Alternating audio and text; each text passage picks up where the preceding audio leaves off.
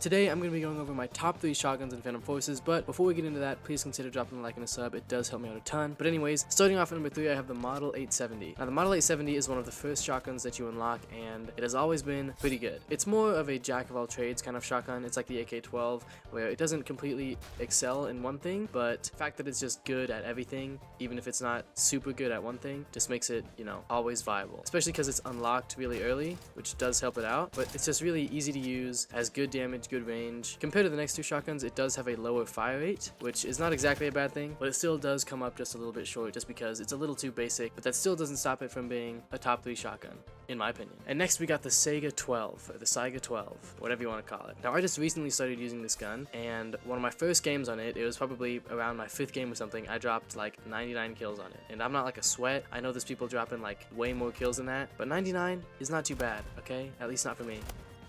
Like, look at that. Okay, don't look at that. But the Saiga 12 is just super good. It's unlocked at rank 63, which makes it, fairly available. A lot of people are rank 63. The Saiga is just, it does good damage and the fire rate is good. It's like an AA-12, but it's semi-automatic, but it is still better than the AA-12 because it fires fast enough that it's not like automatic, obviously, but if you can get used to the fire rate, it is basically automatic and it is super duper good. So the Saiga 12, just super good overall. If you get used to the fire rate, it is just really, really good. It has a fire rate of 350, AA-12 has 300.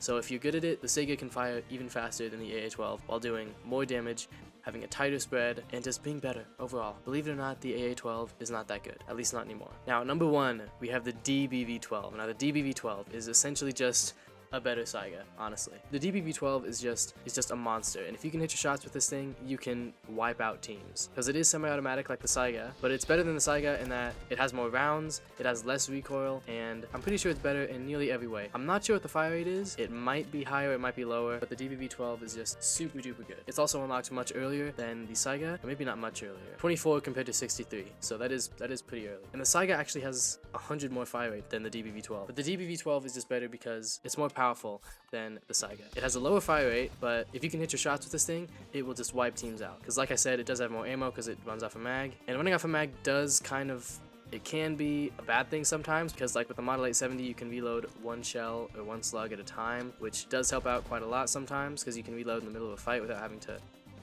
use a whole mag, or reload a whole mag, I guess. But I think if you prefer the fire rate, the Saiga is better. If you're just good with the fire rate and consistent and have good movement abilities or skills, I guess, the Saiga can be better. I'm not sure which one handles better, but I would think it's the Saiga. But the DBV-12 is just not going to hit marker as much as the Saiga. A Saiga might take 2 or 3 shots to kill somebody. The DBV might take 1 or maybe 2. Obviously, it depends on, your situation, how far you are.